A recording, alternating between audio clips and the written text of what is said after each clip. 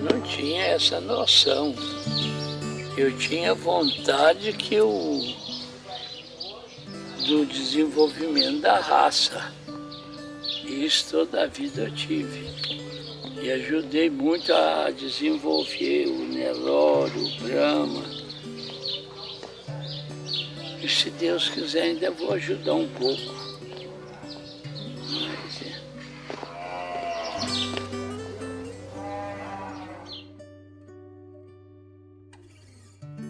Falar de Rubico é falar de tradição, conhecimento, trabalho e dedicação. Nossas mães são irmãs e o tio Chiquinho foi colega de meu pai.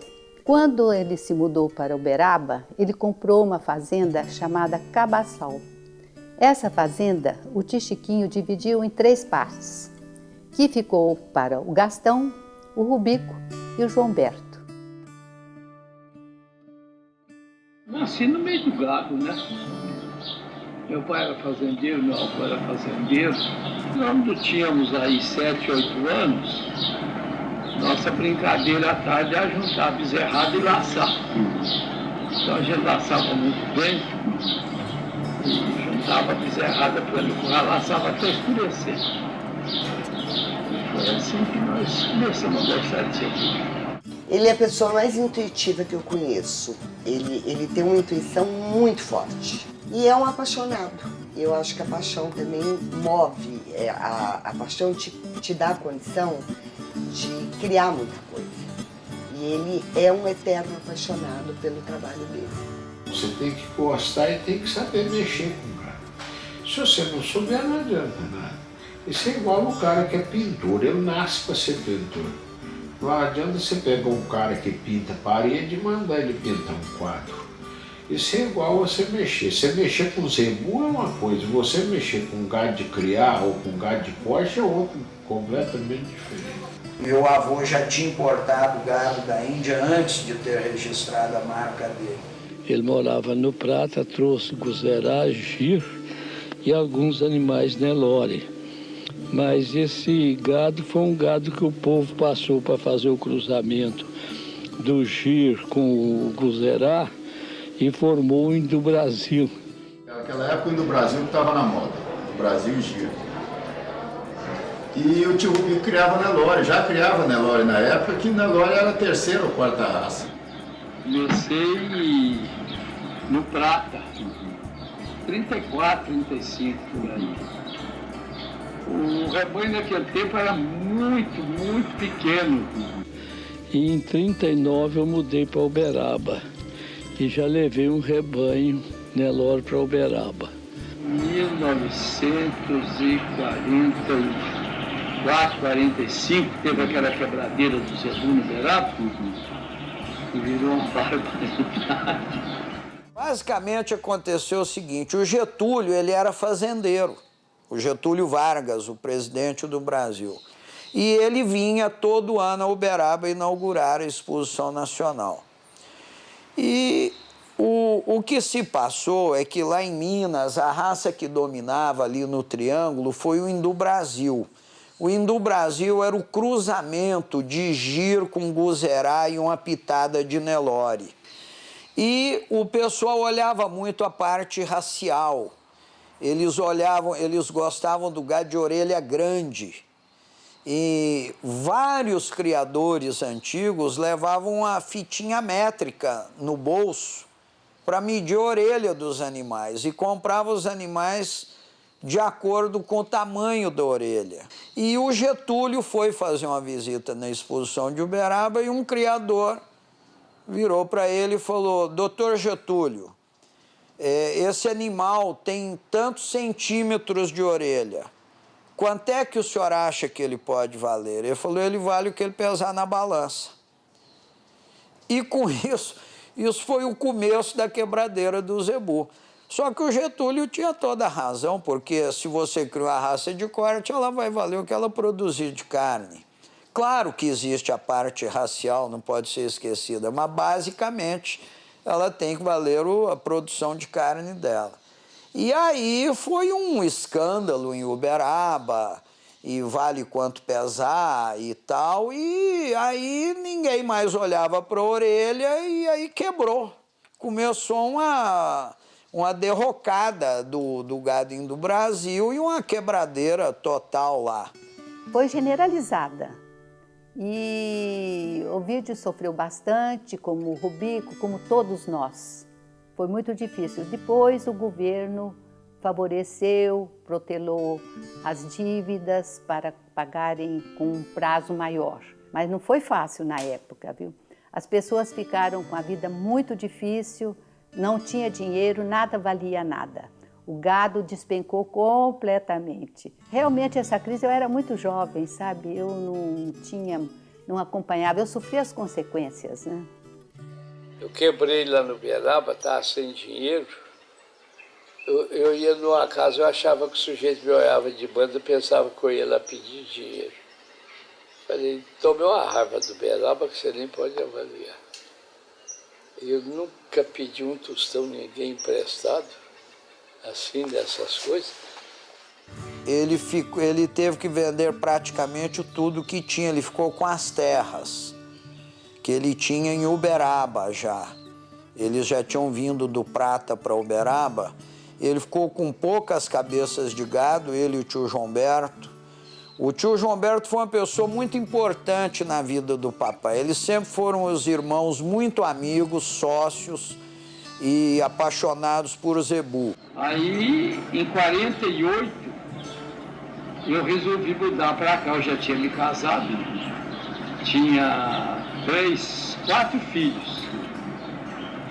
E aí eu mudei para Barretos. Nós somos 6 irmãos, eu, Chico, Ado, Azez, a Bete, eu e o Rubiquinho, pela ordem.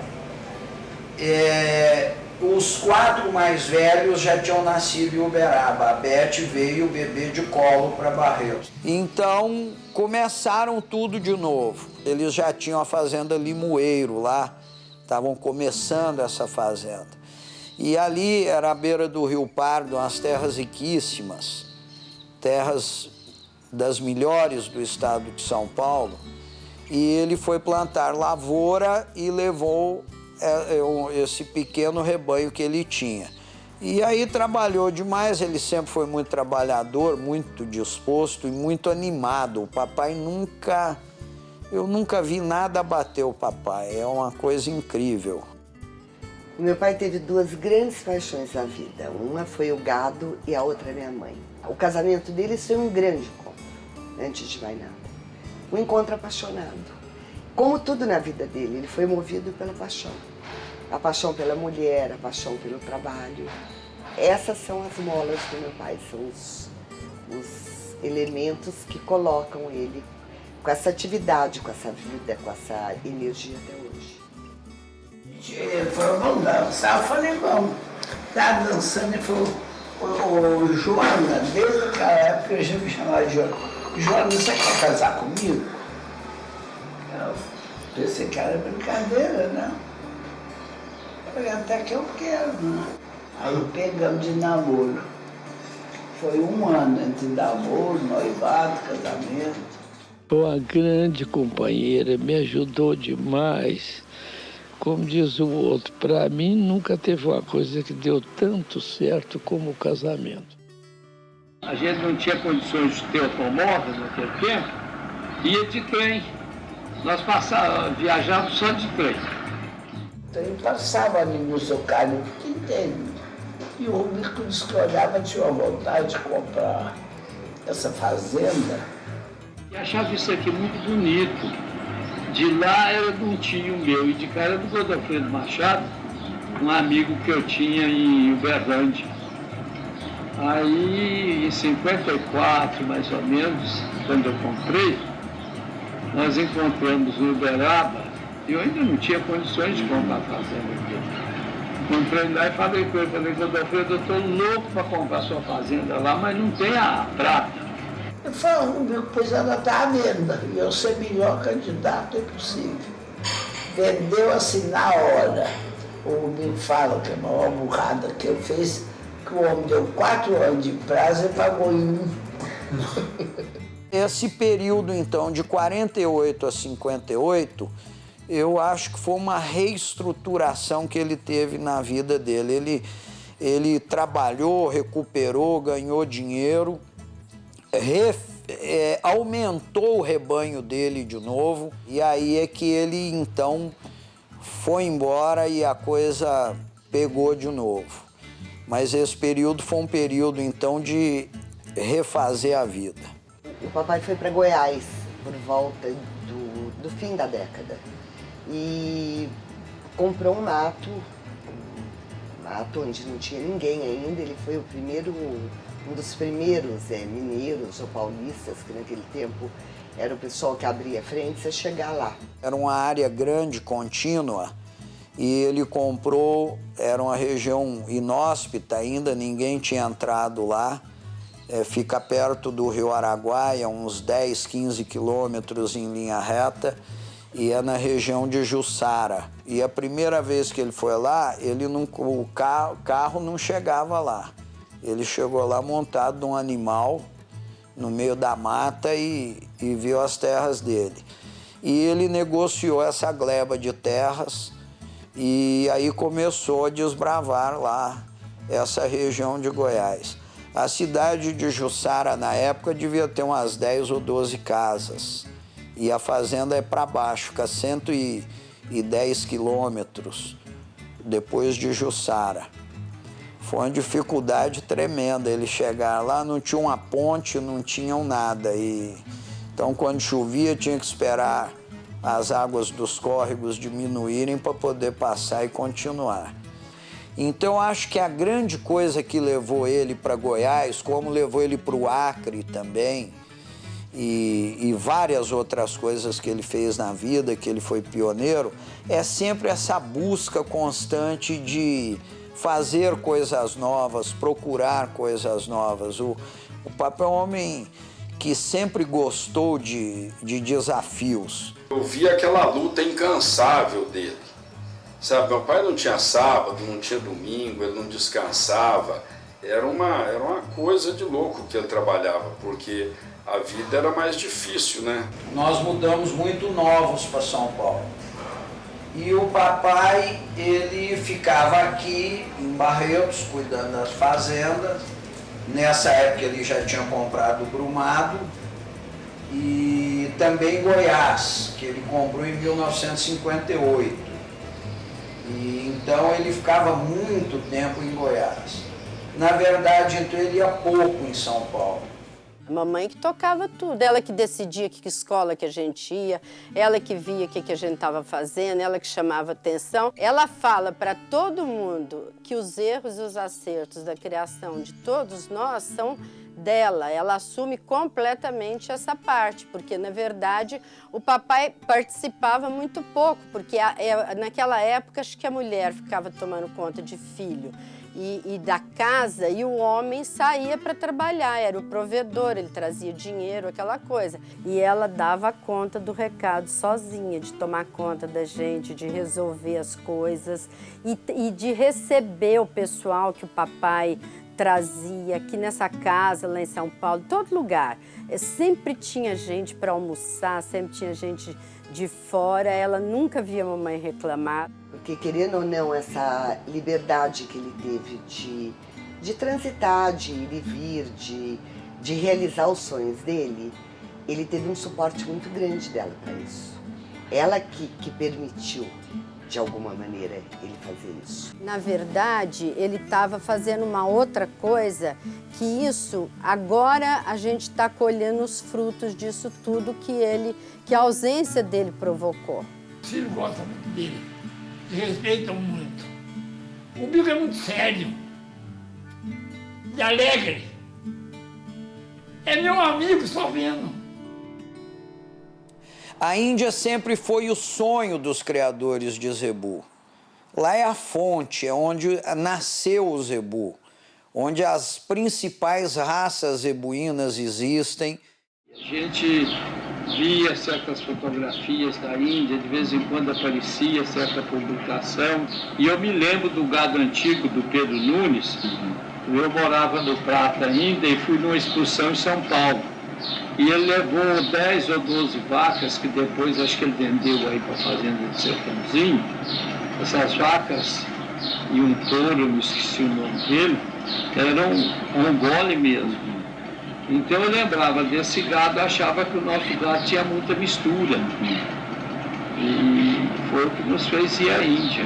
Todo mundo, quando pensa em buscar alguma alternativa, pensa em retomar uma pureza racial ou buscar algum animal muito puro, o criador de zebu verdadeiro, os antigos que conhecem, eles vão lembrar da Índia, toda vez que acontecer isso.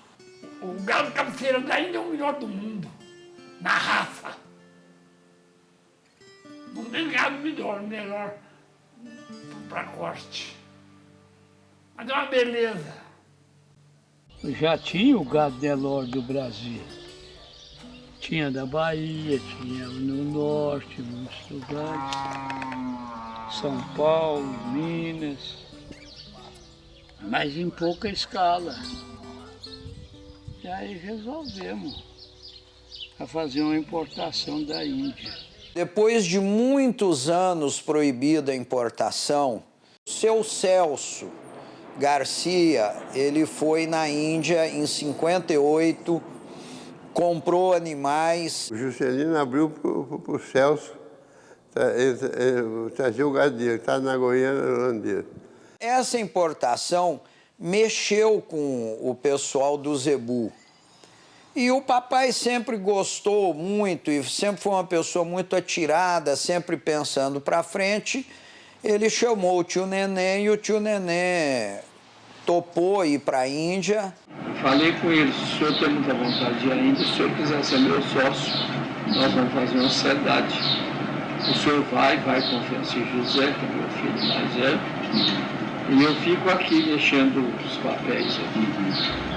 Ele ficou aqui vendo negócio de dinheiro e arrumando a licença. E o tio Neném foi para a Índia para nós escolhermos o gado. Nós saímos daqui em fim de janeiro, começo de fevereiro.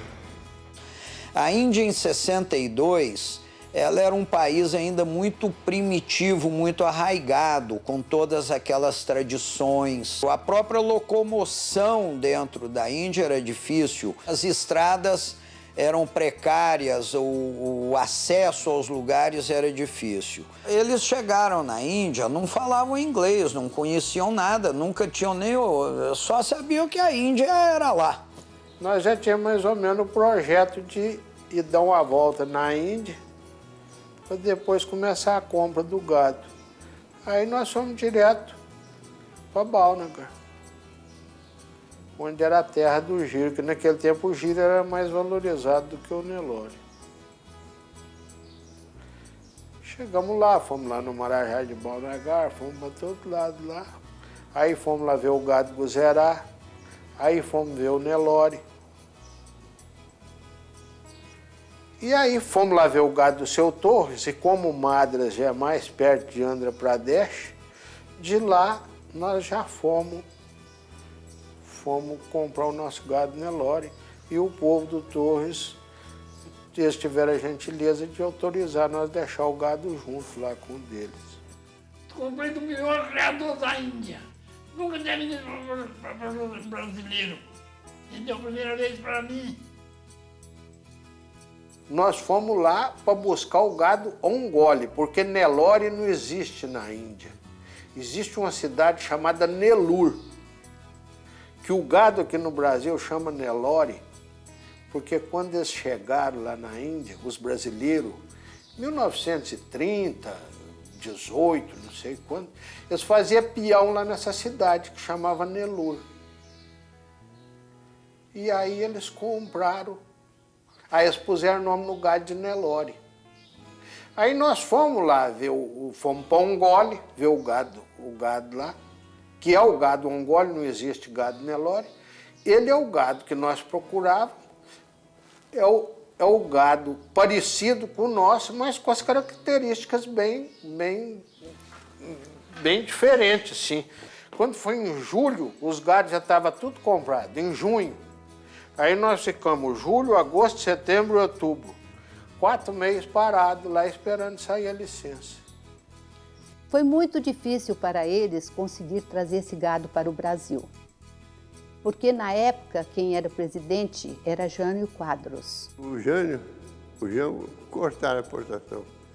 E nós ficamos esperando. Depois, com a renúncia do Jânio Quadros, subiu como primeiro-ministro Tancredo Neves. Ele já estava para desistir. Quando entrou o Tancredo, eu falei, não, agora veio meu Tancredo, veio correligionário, muito boa. Foi lá, falou com ele, mandou abrir. Nós estávamos jogando na confiança de que o governo nos daria essa licença. Eles com certeza sofreram muito, mas conseguiram o objetivo deles, porque eles foram na região do Nelore e compraram o que tinha de melhor. Eles foram no Gir, compraram o que tinha de melhor, foram no Guzerá, compraram o que tinha de melhor. Escolhendo um por um, apartando, tudo, pagando e recolhendo lá onde eu pus.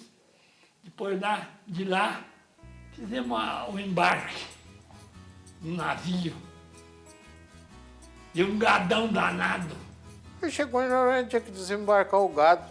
Nós já chegamos fora da temporada de desembarcar, porque o mar já estava bravo. Então chegou lá em Noronha, tinha que pôr o gado dentro de uma chata lá.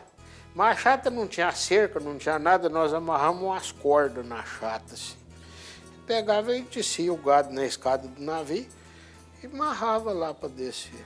Só que o mar estava muito bravo, quando chegou onde quebra a onda, a roda da chata girou em falso e a chata deu uma gangorrada assim. Caiu uma vaca do torso dentro d'água.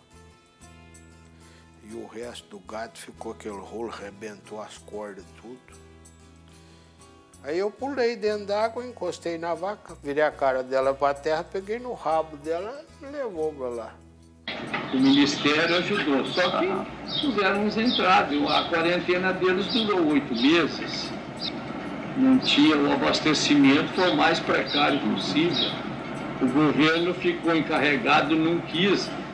Aí depois eles foram mandar comida e perderam 2.000 sacos de ração no desembarque. Aí desceu a comida lá, mas não dava pro gado. Aí acabou a comida. Eles tiveram que... Aí eu já não dava mais lá, mas eles tiveram que comprar bananeira, mandiocal, tudo que tinha lá em Noronha que gado comia, eles compraram dos outros. Eram 300 e tantas ou 400 cabeças que estavam lá. Na 62 trabalhou com o senhor Rubico, o senhor Celso Garcia, o senhor Torres já fez, e ajudou muito a melhorar o gado do Brasil. Essa importação foi a grande importação que houve da Índia, a importação que realmente mudou o caminho da pecuária. E mudou a história da raça Nelore. O Nelore que veio da Índia não era o que nós tínhamos aqui. Hoje temos o maior rebanho do mundo de Nelore. Tudo descendente desse gado, porque o que tinha aí eles cruzaram com o nosso gado. O boi que pesava 12, 13, 14 arroba, passou a pesar depois que nasceram os filhos e engordaram, passou para 17, 18 arroba. O gado do Brasil é um gadão. Um gadão extraordinário. O melhor gado do mundo. O Brasil hoje é um país que tem uma pecuária forte, boa e que deve isso ao Nelore. Na década de 70 ele foi para o Acre e lá ele comprou muita terra. E foi outra frente que ele abriu e com uma visão para o Pacífico, porque naquela época, essa estrada que está sendo feita hoje em dia, cortando do Brasil até o Pacífico, que seria no Peru, para exportar para ter exportação de carne para a Ásia, nessa época era dito que essa estrada seria feita. E ele foi muito com esse intuito de pegar essa bola da vez. O primeiro gado Nelore que entrou no Acre fui eu que levei. Levei acho que 500 ovelhas de uma vez. Foi uma frota de caminhão. O Fernandinho, um petitinho, que foi tomando conta. O Acre, assim, quem tinha rio tinha meio de comunicação. Foi um grande negócio que nós fizemos, mas nós tivemos o azar de ter comprado a fazenda onde nasceu o Chico Mendes. Então, aí você imagina o problema social que nós tivemos lá, né?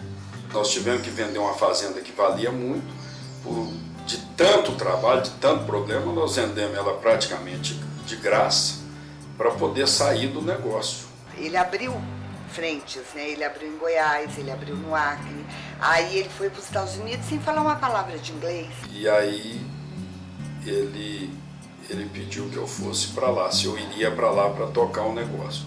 E eu aceitei, fiquei 9 anos nos Estados Unidos. Ele então viu naquilo, ele viu uma brecha do Brahma. Nós não conhecíamos o Brahma. Ninguém falava em Brahma aqui, eles riam da gente.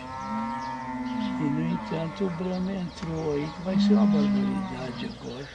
Ele sempre arruma um outro sonho. A hora que o sonho americano do Nelore não deu certo, ele criou o sonho do Brahma no Brasil.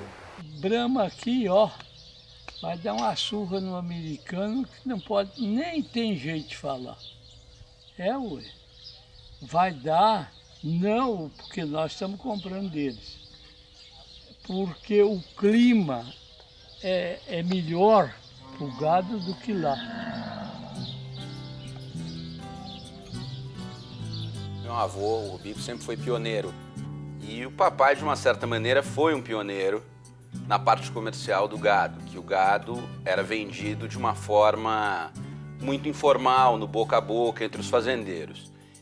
E na década de 70, ele e o tio Gerson abriram a Remate, uma das primeiras firmas de leilão do Brasil, que eles mudaram comercialmente toda essa venda.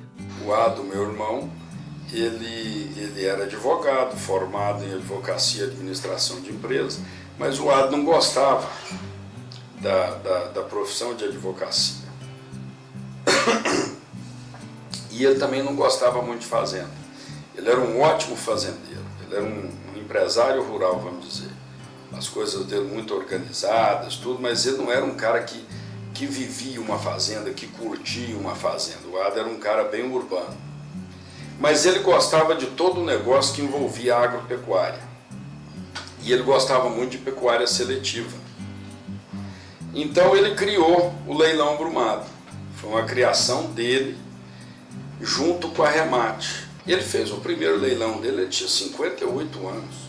O tio Rubico, a pecuária nacional deve muito a ele, mas muito mesmo, pela coragem e pela capacidade, né, que ele teve de fazer um tipo de Nelore sem esquecer da raça, fazendo essa carcaça que diferencia o gado dele, né, dos outros. Ele gosta de tecnologia, apesar dele não acompanhar o dia a dia, mas ele acha isso importante, ele sempre achou. Tudo que teve dentro do Zebu, as evoluções que tiveram dentro do Zebu, ele sempre acompanhou, né? Ele nunca ficou para trás.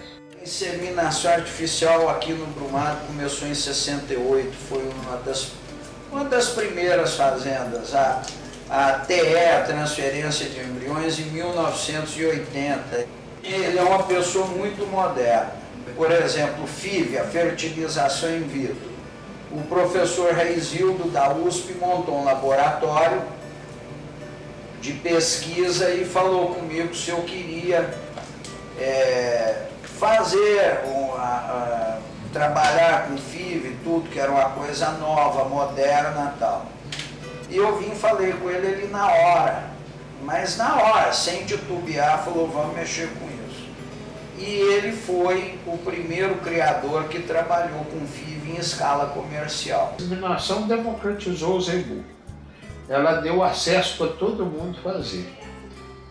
Eu lembro quando veio os touros da Índia, que não existia inseminação, lá no papai, no seu touro, tinha gente que ficava lá em Barretos uma semana no hotel esperando nascer um bezerro de uma vaca cobra. Nelore se adaptou de tal maneira no Brasil que só nos falta fazer um traseiro melhor, dar mais precocidade, que o que vale, meu filho, na hora de apurar o dinheiro É a carne, a quantidade de carne que o animal produz. Você vê no México, por exemplo, agora existe um troféu do grande campeão e a grande campeã Nelore, da Nacional de Nelore do México. O nome desse troféu é Dom Rubico Carvalho. Isso é um reconhecimento, é uma coisa, às vezes podem achar que boba, mas não é. E hoje ele é reconhecido no México. Na Austrália, na América Central, na América do Sul toda. Nos Estados Unidos ele tem um relacionamento e é muito respeitado nos Estados Unidos. É vontade dos amigos, dos conhecidos, dos criadores. O que eu fiz, qualquer um faz. Ué. Inclusive tem uma característica dele que eu vejo de uma maneira muito diferente dos meus irmãos, que eles falam, a vida dele foi uma luta, a vida dele foi muito dura, foi para a visão de quem está de fora, para ele nunca foi. Aquilo era uma adrenalina pura para ele. Papai virou uma lenda na história do zebu, do gado, entendeu? E ele sempre foi a mesma pessoa, simples, do mesmo jeito, ele nunca mudou. Para começar da roupa que ele veste, ela é simples, a maneira dele comer, a maneira dele viver, a maneira dele agir. Essa simplicidade dele é que encanta a gente, porque ele é um homem muito... ele é ele mesmo. Não importa quem esteja ao lado dele, ele é o Rubico Carvalho. Com a botina velha, rasgada, com o chapéu furado, pode chegar o presidente da República, o Papa, ele é o Rubico Carvalho. Ele é um homem que lutou muito na vida e que conseguiu fazer muita coisa boa. Não só para a minha família, mas para a pecuária brasileira, para a pecuária do mundo inteiro.